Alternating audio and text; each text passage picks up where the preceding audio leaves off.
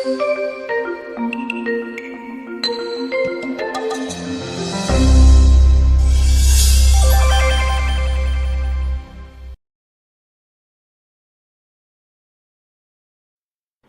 6:25. I tell you not to worry about your life. Isa sa mga pangunahing turo ni Jesus ay huwag mag-alala, huwag mabalisa tungkol sa buhay. Pero paano gagawin ito samantalang kung tutuusin, napakaraming dapat ipag-alala. Napakaraming pangamba na pwedeng valid at laging nandyan. How not to worry about the future? Paano nga ba hindi mag-aalala tungkol sa darating pang panahon?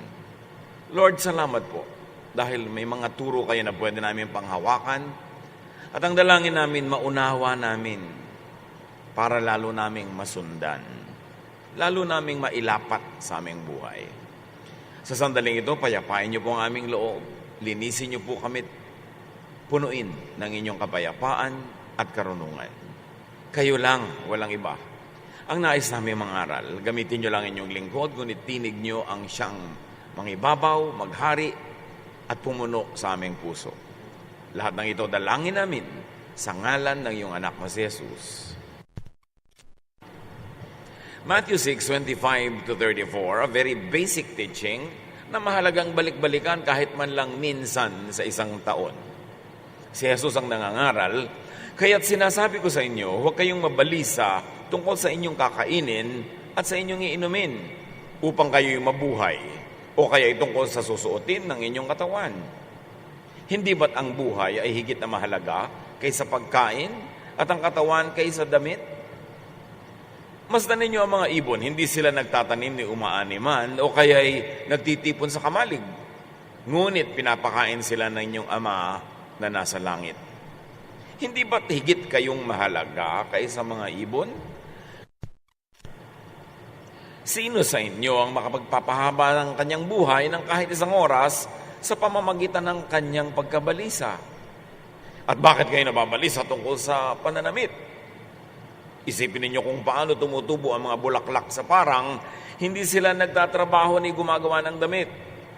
Ngunit sinasabi ko sa inyo, kahit si Solomon, sa kanyang karangyaan, ay hindi nakapagdamit ng singganda ng isa sa mga bulaklak na ito. Kung dinadamitan ng Diyos ang damo sa parang, nabuhay ngayon at kinabukasan ay igagatong sa kalan, kayo pa kaya? Kailit ng inyong pananampalataya sa Kanya. Kaya't huwag kayong mag-alala na baka kayo kapusin sa pagkain, inumin o damit. Hindi pa na mga hentil lang nababahala tungkol sa mga bagay na ito? Alam ng inyong Ama na nasa langit na kailangan ninyo ang lahat ng ito. Ngunit ang higit sa lahat ay bigyang halaga ninyo ang kaharian ng Diyos at ang pamumuhay ng ayon sa Kanyang kalooban at ibibigay niya sa inyo ang lahat ng mga bagay na ito. Kaya nga, huwag ninyong alalahanin ang bukas, sapagkat ang bukas ang mag-aalala sa sarili niya. Sapat na ang inyong mga suliranin sa bawat araw. Napakaganda, napakasimple, pero bakit hindi maipamuhay ng makararaming tao? Kung nakakatakot ang kinabukasan, dapat sana nanakot si Jesus. Kung talagang nakakabahala ang darating pa, dapat magbigay siya ng babala. Pero baligtad. Ang katuroan ni Jesus ay tungkol sa pagiging payapa, pananalig, at huwag maging mabalisa at mag-alala. Matthew 6:25, balik-balikan natin isa-isa. I tell you not to worry about your life. Don't worry about having something to eat, drink, or wear. Isn't life more than food or clothing? Kung kayo'y 5 taon na, mag-aalala pa kayo, ay 5 taon na nga kayo na buhay. 10 taon, 15, 30, 50, 60 taon, nag-aalala pa kayo na magutom. Buhay nga kayo ng nakaraang 60 taon. Ang dami na nating dinaan ng mga bagyo, mga gyera at kung ano-ano, buhay pa nga kayo. Lalo na kung 80, 90 na, ang haba-haba na ng panahon na napatunayan ng Diyos na inaalagaan kayo, doon pa kayo mag-aalala. Mag-aalala pa kayo kung ano-ano mangyari, mga dilubyo, ang haba na nga ng buhay eh. Kaya mas humahaba ang buhay ng tao, mas dapat hindi mas mapag-alala kasi napapatunayan na natin kung gaano katapat ang Diyos. Do not worry about your life, sabi ni Jesus. And technically, He was really saying, do not worry about your basic needs. Ang halimbawa niya ay inumin, pagkain, damit, basic needs. Food, shelter, clothing, drink. Sabi niya, sapat ang pagpapala ng Ama para sa lahat ng tao. Kinukulang lang yung iba dahil siguro ay nasa maling lugar, wrong timing, o yung iba sobrang kumakamkam, nauubusan na tuloy yung iba. Pero there is enough for everybody kung ang lahat ay mamumuhay lang ng ayon sa turo ng Diyos. At ang malalim na kahulugan ni Jesus dyan, life is much more than about basic needs. Hindi kayo nabubuhay lang para kumain, uminom, magdamit. Kayo'y kumakain, umiinom, nagdadamit para mabuhay ng lubos. Kaya napakaganda nung sinasabi natin sa Tagalog, mabuhay. Hindi lang ibig sabihin na huminga ka, kundi punuin mo ng kulay, ng saya, ng tugtog, ng ligaya, ng kahulugan, ng kabuluhan, ang iyong buhay. Live your life today and live tomorrow up to God. Yun ang sabi ni Jesus. Ang atupagin mo ay yung mabuhay ka ngayong minutong ito, oras na ito. At kung gusto mong habaan, ngayong araw na ito. Pero yung bukas, nasa kamay pa yun ng Diyos. Wala pa yun sa kamay mo, huwag mong problemahin. At pagka hinati-hati natin ang mga suliranin, mga pangangailangan ng buhay into yearly, monthly, weekly, daily. Yung daily, yung ngayon, hindi naman kayo mag-aalala eh. Sigurado namang hindi kayo mamamatay sa gutom ngayon. Kung ngayong araw lang na ito ang inyong iisipin. Kahit nga hindi kayo kumain maghapon, hindi ka rin kayo mamamatay. Napatunayan na ng siyensya na kung ilang araw ka mabubuhay, basta umiinom ka lang ng ilang patak na tubig. So, hindi ka pwedeng mamatay ngayon sa gutom. So, huwag mong alalahanin nyo ngayon. Paano po yung next year? Ang layo pa nun eh. Sabi nga ni Jesus, ang problemahin mo lang yung today para ka sumaya. Ngayon, gusto mo lumungkot. Isipin mo kung anong iluluto mo sa January 15, 2024. Meron ka bang magiging pangluto? May kalan? May tao ba? Meron bang ingredients? Bukas ba ang palengke? Gusto mong malungkot? Isipin mo yun. Pero kung iisipin mo lang yun today, sasaya ka naman eh.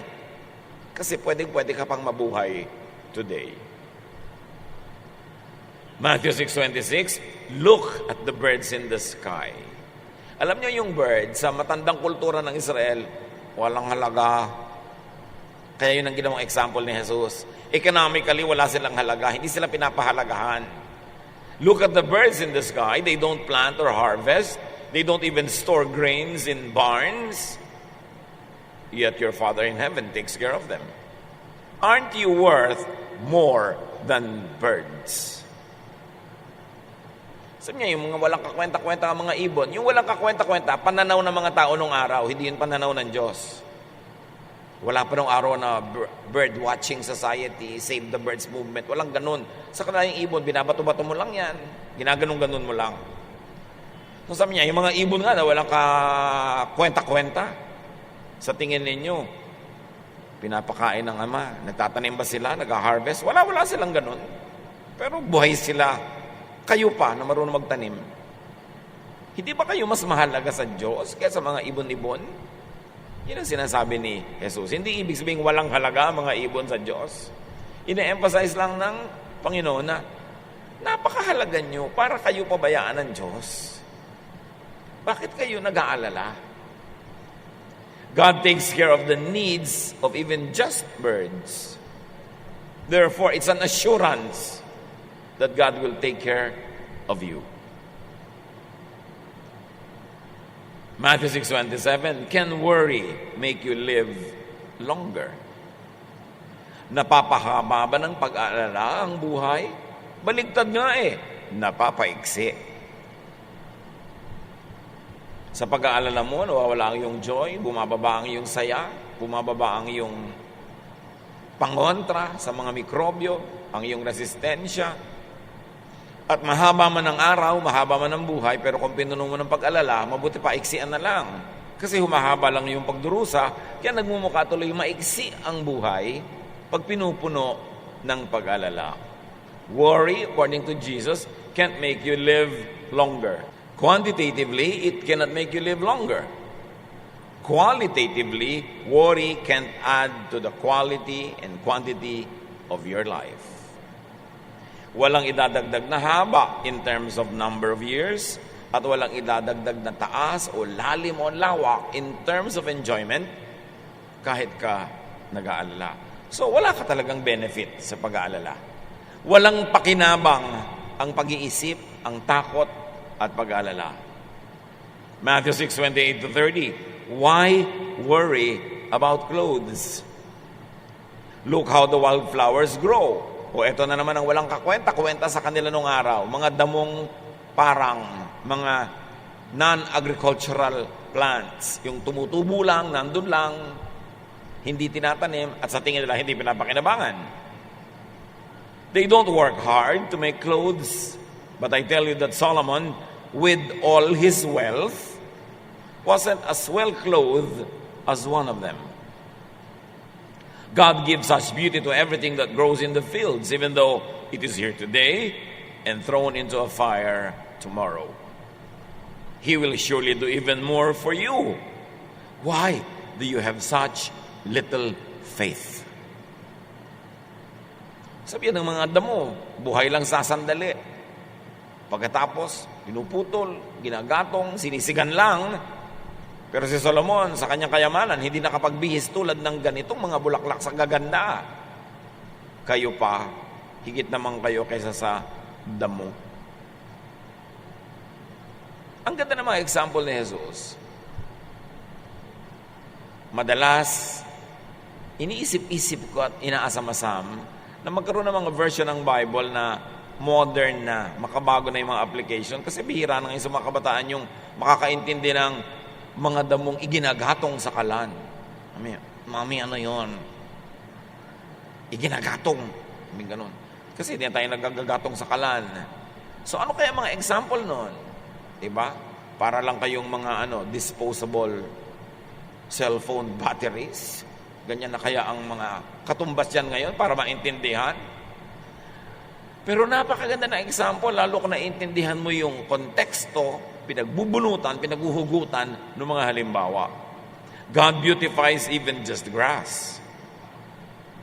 God will do more for you. Sabi ni Jesus, worry means little faith. Ang pag-aalala ay nangangahulugan ng kapraso, maliit, mababaw na pananalig. Pananalig sa Diyos na siya na mismo ang nagsasabi na don't worry. Sana sabi ng Diyos, worry. Sabi ni Jesus, worry. Hindi mag-worry ka. Ikabaligtaran nga ang sinasabi. Bakit tayo nagpipilit mag-alala? Hindi na daya tayo ng ating sariling guni-guni. And more faith translates into less worry. Pananalig. Hindi lang pananalig sa doktrina, pananalig sa mga katuruan, hindi. Pananalig sa Diyos mismo na siya nga nagsasabing, huwag ka mag-alala. Kaya pag nag-aalala ka na, sabi mo, si Jesus nga sabi, huwag ako mag-alala. Bakit ako mag-aalala? I will believe in Jesus, I will believe more in Jesus, so I will worry less. Matthew 6:31-33. Don't worry and ask yourselves, will we have anything to eat? Will we have anything to drink? Will we have any clothes to wear? Only people who do not know God are always worrying about such things. Your Father in heaven knows that you need all this. But more than anything else, put God's work first and do what He wants. Then the other things will be yours as well. Sabi ni Jesus, yung pag-aalala yan ay gawain ng mga walang pananalig sa Diyos. Ngayon, wala kayong magawa, ha? Imbes mag-alala, ang atupagin ninyo ito. Unahin ninyo ang paglilingkod sa Diyos. Unahin ninyo ang paggawa ng gawain ng Diyos. At pag ginawa nyo yun, lahat yung mga pinag-iisip nyo na yan, idadagdag ng Diyos sa inyong buhay. So ang mahalaga daw is to do God's work. And God's work is not always religious work. Ano ba ang God's work? Madapat na pag-isipan yan. So how to not worry or how to minimize worry about tomorrow? Know God. Know God more. Do not labor to know beyond what God wants you to know. Katulad ng future. Lagi may nagtatanong kay Jesus, kailan po ba ang inyong pagbabalik? Kailan ba ang katapusan ng daigdig? Bla, bla, bla. Sabi ni Jesus, hindi yan para sa akin sabihin at hindi ko nga yan alam. Mga anghel sa langit, hindi rin yan alam. Ama lang ang may alam. At kung hindi ko alam, hindi alam ng mga anghel, hindi nyo alam, bakit nyo pinipilit alamin? Kung mahalagang malaman, ipapaalam. Kaya hindi pinapaalam kasi hindi mahalagang malaman yan ngayon. Nakita nyo yun? Ang sinasabi ni Jesus, unahin nyo ang gawain ng Panginoon sa inyong buhay at huwag nyo atupaging malaman yung mga malayo pa. Hindi yan para sa inyo. Hindi yan para nyo pag-isipan. Hindi yan para laging ikatakot, alalahanin, kailan ba magwawakas ang mundo, magugulaw ang daigdig, kailan ba kayo muling babalik. Sabi niya, not the angels, not even the Son knows, only the Father knows. And if it's only the Father, ikaw ba ang Ama? Hindi po. Ba't mo inaalam? Ba't di ka manahimik? Ang atupagin mo yung buhay mo ngayon. Nilinis mo ba ang bahay nyo ngayon? Nakipagkaibigan ka ba sa mga kaaway mo? Nakipagkasundo ka ba sa membro na iyong pamilya? Naglilingkod ka ba sa kapwa? Yan ang atupagin mo, huwag yung gunaw ng mundo. Problema yun ng Diyos. In fact, baka nga ang pagkakaunawa ng marami sa gunaw ng mundo, iba naman. Sa tinutukoy ng Diyos, baka lihes kaya nakakatakot isipin. Kasi dapat hindi nakakatakot ang lahat ng plano ng Diyos. Kasi kung plano ng Diyos, maganda yun. Pero bakit ka natatakot kung plano yun ng Diyos? Malamang na mali ang pagkakaintindi ng marami tungkol sa end of the world. Hindi kasi dapat nakakatakot yun, dapat nakaka-excite. Bakit nakaka-excite? Because it's God's project. Pero panakot yan, syempre, pinakamalaking panakot ng relihiyon yung mga impyerno, yung mga end of the world kasi napakadaling kontrolin ng mga taong takot. Pero si Jesus hindi nananakot. Sabi niya, huwag niyo isipin yung mga yan. Kung mahalaga talagang malaman, dapat ipinapaisip sa atin. So take it from Jesus. Sabi niya, huwag niyong isipin. May alam siya na hindi natin alam. At ang alam niya, hindi yun dapat katakutan at ipag-alala. Think about that. Alam ni Jesus ang kinabukasan. Dapat puro warning ang binigay niya at puro pananakot. Hindi. Sabi niya, have peace. Manahimik kayo. Don't worry about it. Alam ng Diyos ang pangangailangan nyo. Alam ng Ama, pangangailangan nyo rito at sa kabilang buhay. Sabi niya, in my Father's house are many rooms. I'm going there and prepare a place for you. So dapat mo ang asamin na mawasak na at magunaw ang mundo para malipat ka na dun sa room na yon. Bakit puro takot? Ano man ang ibig sabihin ng gunaw na yon, malamang hindi yun yung nakikita nyo lagi sa pelikula na ginagawa ng Hollywood. Alam nyo naman ang Hollywood, kumikita basta nakakatakot. Pati mga pateng, di ba? Matatalino, naglalakad pa sa lupa para kainin ka habang nasa bahay mo. Pag nagpapaniwala ka dyan sa Hollywood, lagi may mga alien na darating at ililigtas ka ni Superman. At ang buong mundo ay walang iba kundi New York City. Nakita nyo na ba ang Baliwag Bulacan? Sa end of the world ng mga pelikula, galing dyan sa Hollywood. Nakita nyo ba ang Baknotan, La Union? Nakita nyo ba ang Matnog, Sorsogon? No, it's always Los Angeles or New York. Pinaglololoko tayo niyang Hollywood. Kaya puro end of the world, puro alien invasion. Tapos panood ka ng panood. Dapat si Jesus ang pakinggan mo, hindi Hollywood. At si Jesus ang pakinggan mo, hindi lang ang mga simbahan, ang mga relihiyon na laging tumutubo at tumatabo ng pera pag nananakot sa mga tao. Ang sinasabi ni Jesus, manahimik ka nga, huwag mong isipin yan. Alam yan ng Diyos. At pag hindi ipinapaisip ni Jesus, ibig sabihin, hindi dapat isipin. So prioritize, maximize God's work around you and in you. At yan ang binabanggit ko kanina, hindi lahat ng God's work, religious work. Do what God wants. Obey God. Maging mabuti ka sa kapwa, yan ang gusto ng Diyos. At maging mabuti ka rin sa iyong sarili. Sabi ni Jesus, love others as you love yourself. Hindi niya ipinagbabawal na mahalin mo yung sarili. Huwag lang yung sarili mo lang ang minahal mo, tapos yung iba hindi na. Mahalin mong iba, mahalin mo rin sarili mo. Yan ang God's work. Turuan kang manahimik, turuan kang magbigay sa kapwa. At sinasabi ni Jesus, yung mga dumalaw sa mga preso, yung mga nagpakain sa mga gutom, dumalaw sa mga mahihirap, nagbigay ng damit sa mga giniginaw, yan ang makakarating sa kaharian ng Diyos. Wala naman sinabing religious membership. Yung mababait sa kapwa, yun ang gumagawa ng gawain ng Diyos. Hindi lahat ng gawain ng Diyos ay religious. Marami pang ang religious work na hindi gawain ng Diyos. Tulad ng maghusga, magtiwalag ng kapwa, magtakwil, mag-judge, to feel self-righteous. Hindi gawain niya ng Diyos, pero gawain niya ng religion. Dapat mag-mature na ang mga mananampalataya. Mapili nyo na sa isip nyo at mapaghiwalay kung ano ang gawain ng Diyos at kung ano ang religious work lamang na hindi naman pala gawain ng Diyos.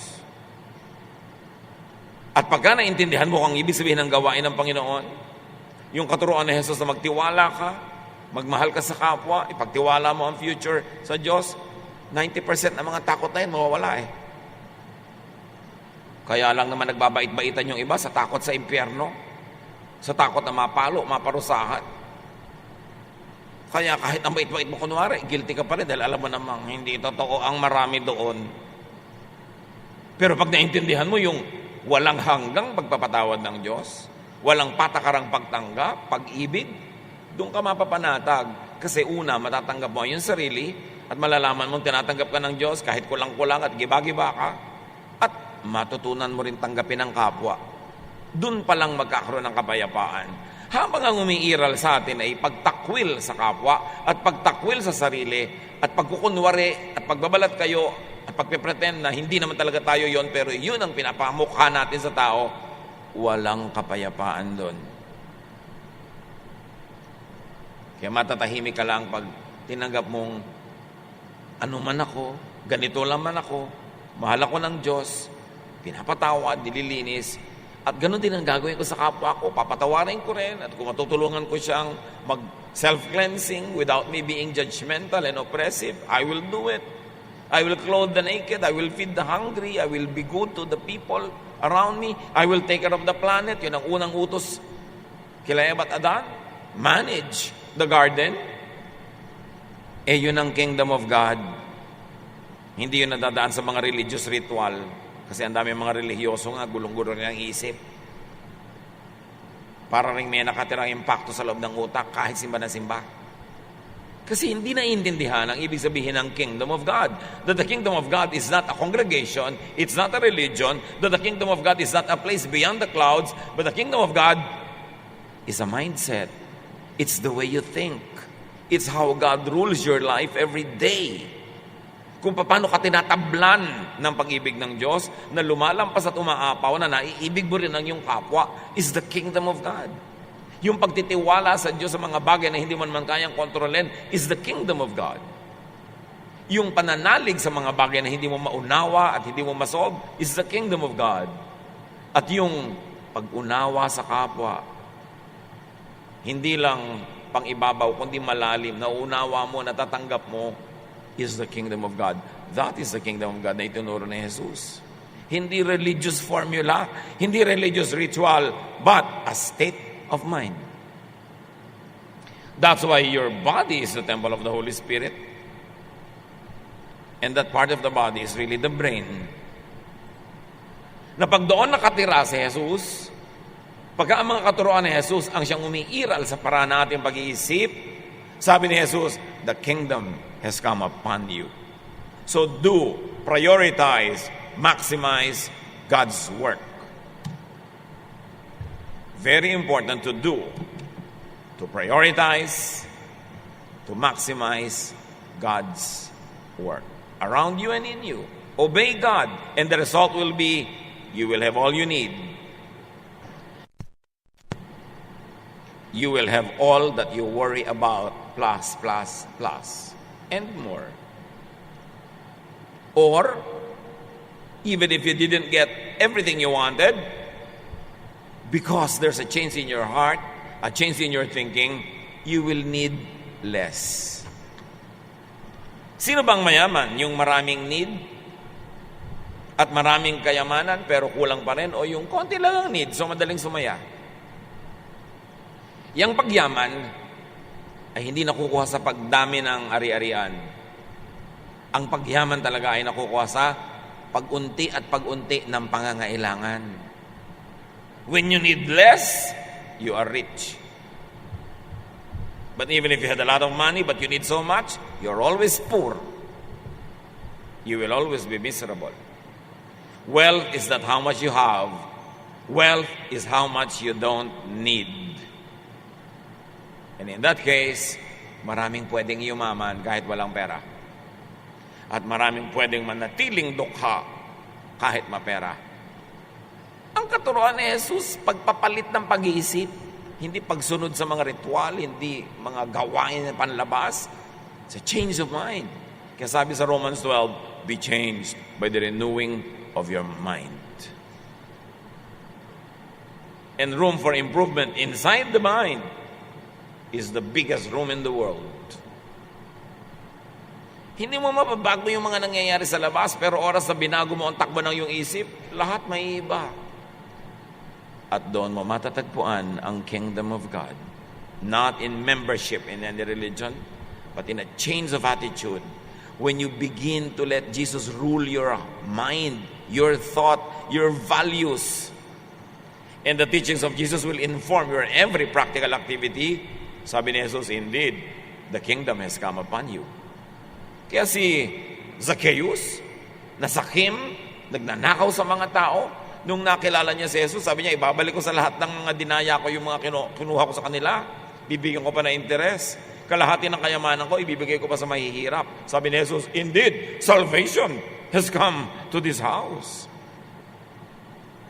At hindi siya gumawa ng religious formula, hindi siya nagmiyembro ng anumang sekta. Nagbago ang kanyang pananaw.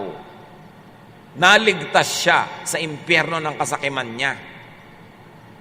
Naligtas siya sa impyerno ng takot na mawala ng pera na nagiging masama na tuloy siya sa kanyang kapwa. Naligtas siya sa kanyang mga sariling kadiliman dahil siya ay napagliwanagan ng katuruan ni Jesus. Yun ang kaligtasan. Hindi mag-member ka sa amin, ligtas ka na. Ba't ganun pa rin ang ugali? Walang naiiba. Nakakapagligtas pa talaga yung membership. Ano bang kaligtasan? Kaligtasan din yan mula sa mga sarili mong kasakiman. Mga pansariling kagustuhan, mga pansariling takot, nerbiyos, mga pansariling inggit, pag-iimbot, selos. Dapat doon tayo maligtas. Yun ang impyerno sa buhay na ito. Not to discount the other form of hell being taught in Scripture. But the most immediate hell that people must contend with and must purge out of their lives is the hell of daily living, which comes from evil thinking,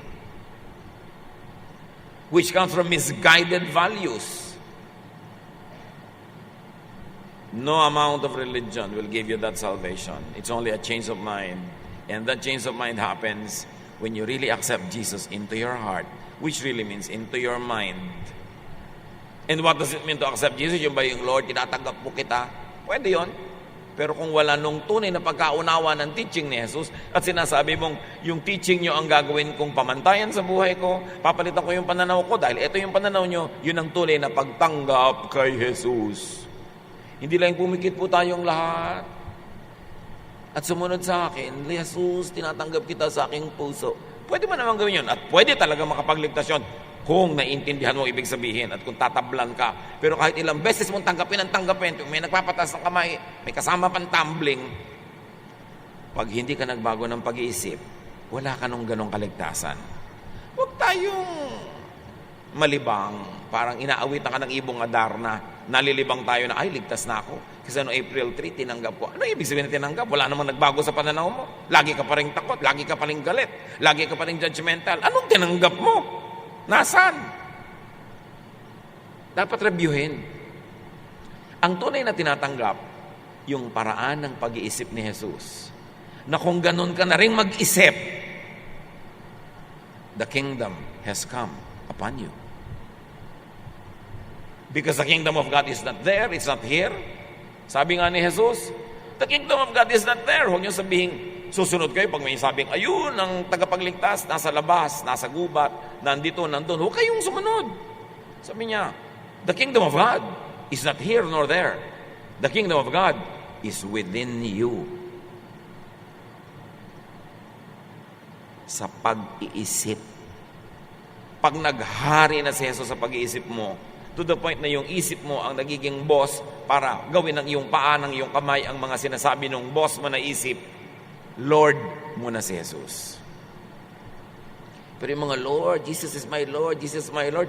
Pagkatapos sinasabi niya, have peace, hindi ka peaceful. Sinong Lord nun? Hindi siya. True spirituality happens when people change the way they think. Let God change the way you think. Kasi kahit bihisan mo ang sarili mo ng mga religious clothes, dali mo ang pinakamalalaking version ng Bible, pag ganun pa rin ang pag-iisip mo, matatakotin, mapagduda, mainggitin, sakim, hindi ka pinaghaharian ng Diyos. Do not be deceived.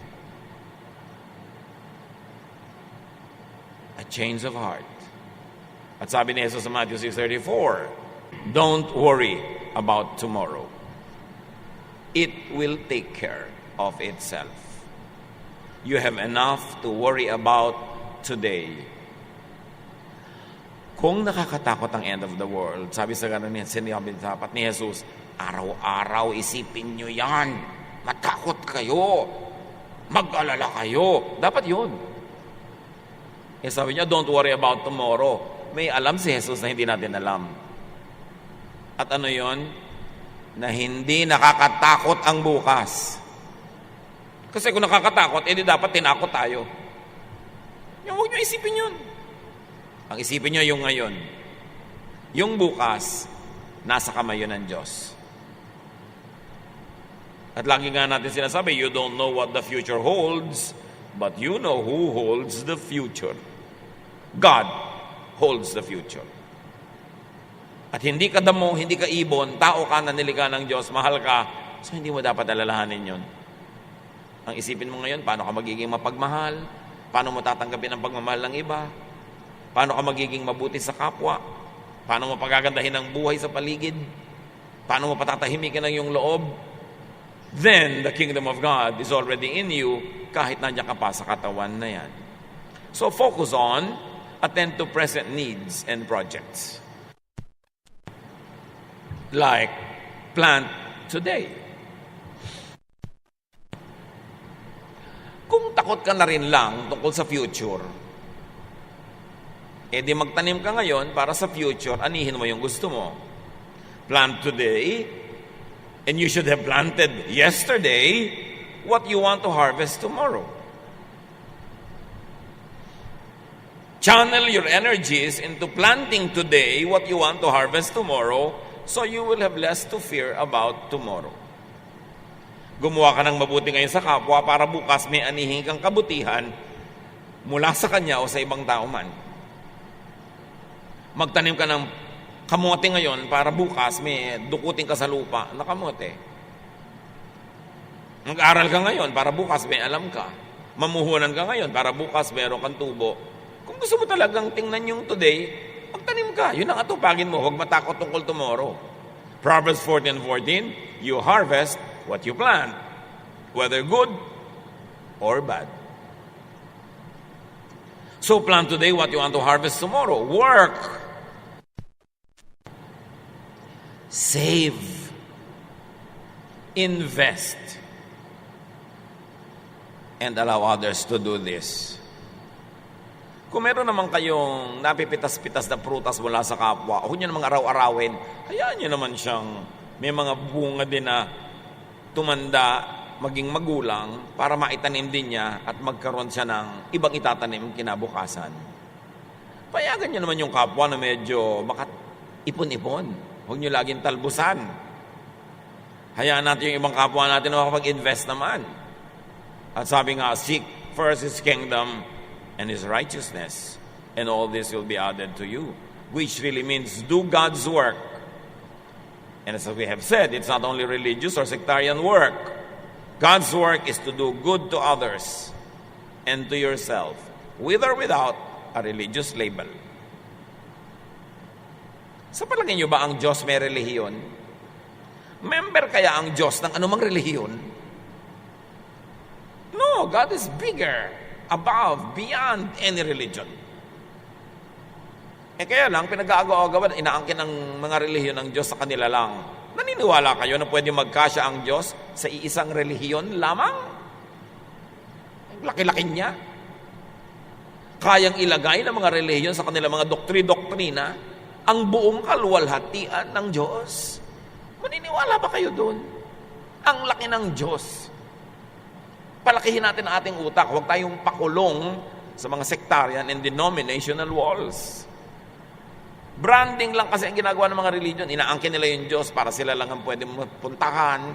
Sa kanila ka lang mag-donate. Dapat tapos na yung mga ganong mga kadiliman ng pag-iisip.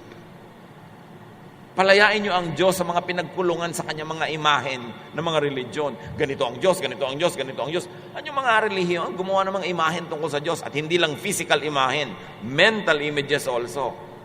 That to the point that we now limit God according to how the religions of the past had declared God to be. Magkaroon kayo ng personal searches, personal na kaliwanagan na nagmumula sa pagmumuni-muni, pagbubulay-bulay, pag-isip-isip. Hindi lang yung isinusubo sa atin ng mga religious teachers. Bawat tao may relasyon sa Diyos. Dapat mo yung saliksikin. Hindi ka lang pakulong sa mga imahen at drawing na ginawa ng religion tungkol sa Diyos. Kasi marami ito, hindi totoo.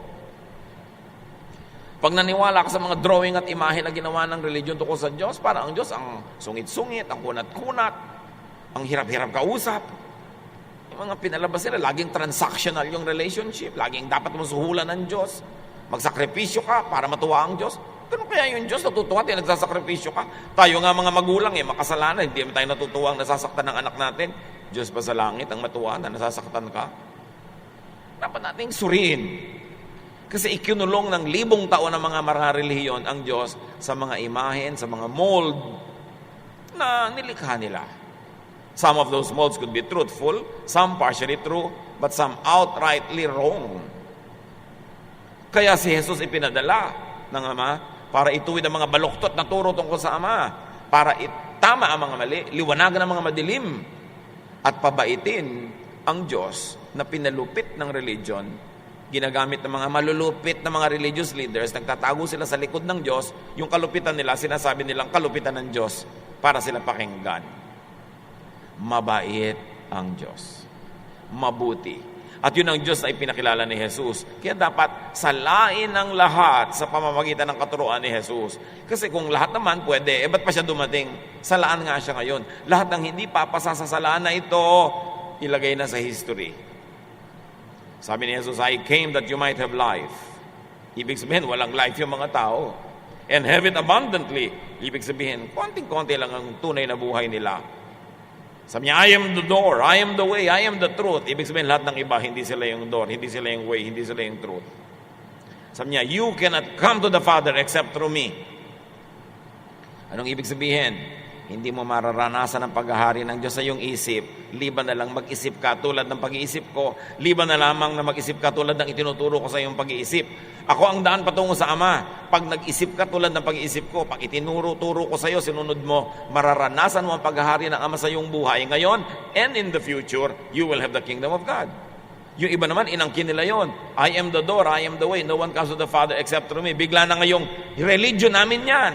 Religion namin ang door, religion namin ang way, religion namin ang tanging paraan sa Jesus. Pag hindi ka naging member namin, hindi ka pupunta sa Ama. Naniniwala kayo sa ganung pantasya? Nalilimitahan ng Diyos ang daan patungo sa Kanya sa isang religion lang. O, pag hindi kayo dumaan sa religion na yun, hindi kayo makakarating sa akin, sorry na lang kayo. Sa palagay nyo may ganun? Ano ba yung kingdom of God? Lugar na pupuntahan mo, may tunay na pinto. Pagka hindi binuksan nung may hawak ng susi, di ka makakapasok. Literal ba yon? O ang kingdom of God is the way you think, the way you feel, the way you look at life. And in the next life is another kingdom at hindi yun ang business natin ngayon. Ang business natin ngayon is to have the kingdom of God in our hearts today. And the way to that kingdom is Jesus.